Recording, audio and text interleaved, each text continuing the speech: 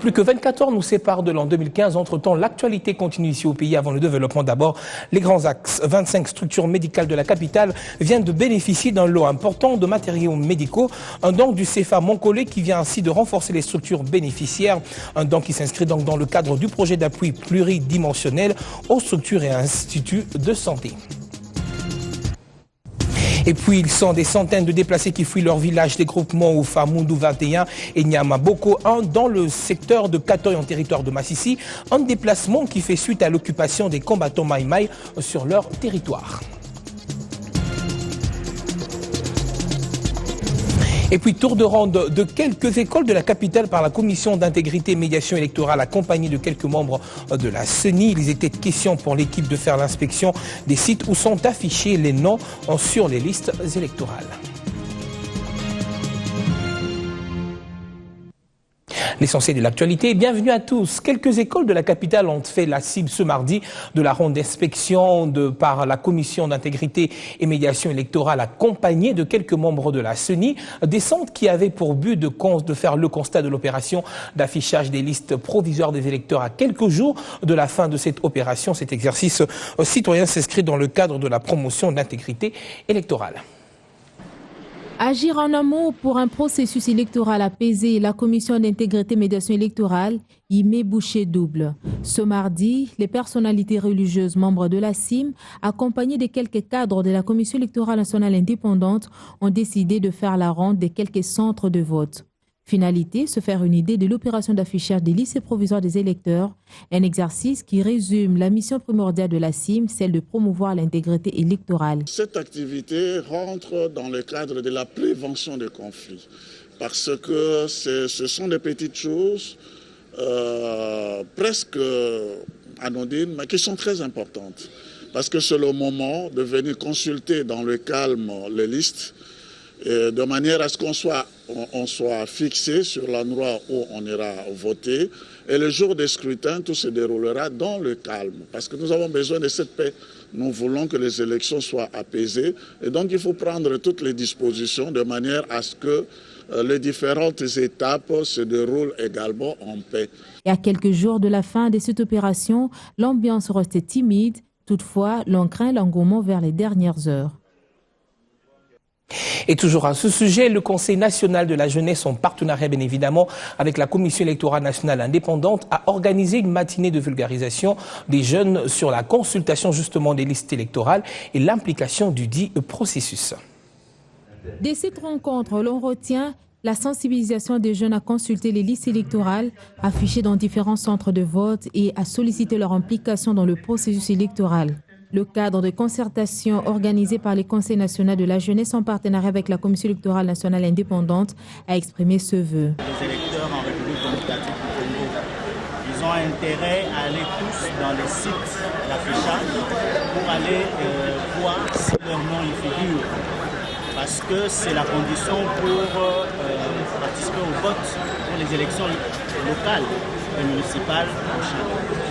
Pour ceux qui n'ont pas de carte d'électeurs, ils doivent plutôt aller chercher à se procurer des duplicata de cartes d'électeurs dans les différentes antennes de la Commission électorale nationale.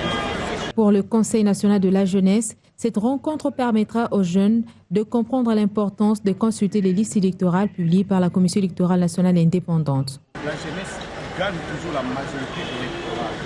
Comme la CENI a lancé cette opération, nous voulons sensibiliser plus les jeunes à aller consulter, de se confirmer qu'ils sont sur la liste électorale, pour permettre à ceux qui sont émus de pouvoir faire des réclamations auprès de la CENI, pour qu'on les remette sur les listes électorales, et permettre aux jeunes qui avaient perdu leur carte d'électeur de pouvoir passer au bureau dans les antennes de la CENI pour procurer des duplicata, pour que pendant les élections locales que nous allons commencer, il n'y ait pas de jeunes qui soient écartés des processus électoraux. Par la même occasion, les jeunes ont été invités à l'appropriation du processus électoral, ce en menant des actions de sensibilisation et communication pour un scrutin apaisé. Et dans un tout autre registre, séance de travail ce mercredi entre le ministre de l'Industrie et son homologue du plan. Les deux personnalités ont échangé ensemble autour des différentes stratégies à mettre en place pour booster les deux secteurs. Une séance de travail, il faudra le dire, au cours de laquelle quelques recommandations ont été faites pour justement permettre l'émergence de ces différents secteurs. Au cours de cette même journée, Germain Kambinga a été à son tour reçu par son homologue du plan. Les deux ministres ont eu un échange fructueux avec comme objectif prioritaire de rendre l'industrie congolaise compétitive et pourvoyeuse d'emplois par excellence. Nous sommes en train de réfléchir donc sur la possibilité d'organiser très rapidement une réflexion nationale sur la prospective industrielle. Nous avons des projets sur la transformation d'un certain nombre de structures liées au ministère de l'Industrie et pour y arriver, le ministère du Plan reste le partenaire attitré pour nous aider dans la conceptualisation et dans la finalisation. Donc il était important d'établir ce lien, cette relation dès maintenant, très tôt, ce partenariat interne au sein du gouvernement. Pour Olivier Kamitatou, le ministère du Plan, qui est un partenaire attitré du ministère de l'Industrie, se doit d'accompagner ce dernier pour son décollage. Là, vous avez en Germain Kambinga, le ministre de l'Industrie, qui a une vision partagée par l'ensemble du gouvernement, qui est de remettre l'industrie comme étant une de nos priorités, parce que l'industrie est le premier pourvoyeur d'emplois. Or, très longtemps, l'industrie congolaise était négligée. Et vous le savez, l'industrie, eh bien, on ne s'improvise pas industriel. Il faut avoir les capacités, il faut être assisté par le gouvernement, par un ministère qui est dynamique. Germain Kambinga promet d'améliorer les Made in RDC à sillonner tout le Congo, toute l'Afrique, pourquoi pas le monde. Et cette autre séance de travail que le ministre en charge de l'industrie a eue cette fois avec les producteurs de plastique et sachets. Et c'était donc un rappel à l'ordre du ministre à ses hôtes, les invitant au respect des dispositifs réglementaires. Question donc de préserver l'environnement. Germain Kambinga a également une séance de travail avec le collectif des modélistes et stylistes du Congo. Images et commentaires. Entrevue ce mardi 30 décembre entre le ministre de l'Industrie et les producteurs de plastique et sachets. Au cours de cet entretien, Germain Kambinga a exhorté ses hôtes à améliorer leurs produits. Il leur a en outre demandé de respecter les dispositions réglementaires, surtout les normes exigées dans le secteur. Il pense s'évertuer à mettre en place par un certain mécanisme d'une entreprise de l'économie mixte avec l'aide du ministère de la coopération de l'environnement pour que le secteur qui semble être très polluant puisse à l'avenir trouver moyen de participation dans cette entreprise qui sera mise en place de la manière où la production de pollueurs puisse être transformée en marchandise afin que ça profite à l'économie du pays et puis que ça amène une valeur ajoutée.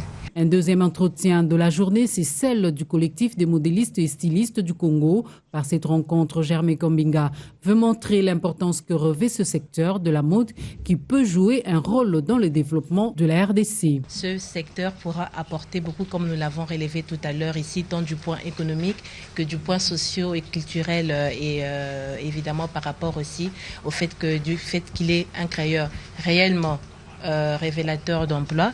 Il permettra aux Congolais d'abord de pouvoir, à travers ce que nous faisons, de découvrir non seulement l'aspect identitaire de notre culture vestimentaire, mais aussi de pouvoir investir par rapport au fait que nous pouvons localement produire des vêtements qui soient qualitatifs et qui puissent satisfaire le Congolais qui a un souci d'apparence, comme nous le disons, assez particulier. Pour le ministre de l'Industrie, le grand challenge est de valoriser toutes les potentialités du pays.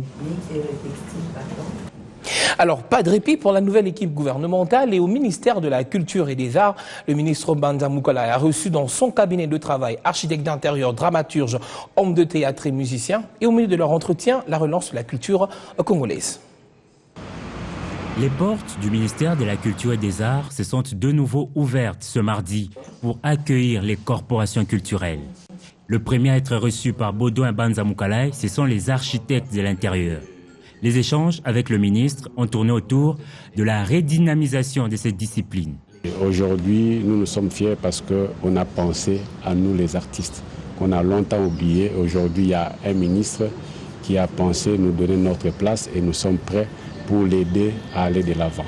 Chassés-croisés au ministère, dramaturges, théâtre, ballet classique et traditionnel ont eux aussi fait un diagnostic sans complaisance de leur métier. Ils devront, ont-ils fait savoir, élaborer un document reprenant leurs desiderata. Nous allons essayer de nous concerter entre nous, acteurs de terrain, et essayer de lui faire des propositions. Et le ministre a promis que ce n'est pas la dernière réunion, qu'après on viendra, on va discuter autour de propositions que nous allons lui faire, et qu'après cela, nous allons aussi voir comment toutes ces propositions pourront être mises en pratique. La boucle a été bouclée avec la corporation musicale. Les mots qui rongent la profession ont été cernés et les musiciens promettent d'harmoniser les vues pour mieux faire entendre leur voix. On va tout simplement prendre rendez-vous parce que nous allons nous concerter par rapport aux différentes promesses, aux différentes évaluations et à partir de là produire un document qui, à mon humble avis, vous sera communiqué au moment et en temps voulu.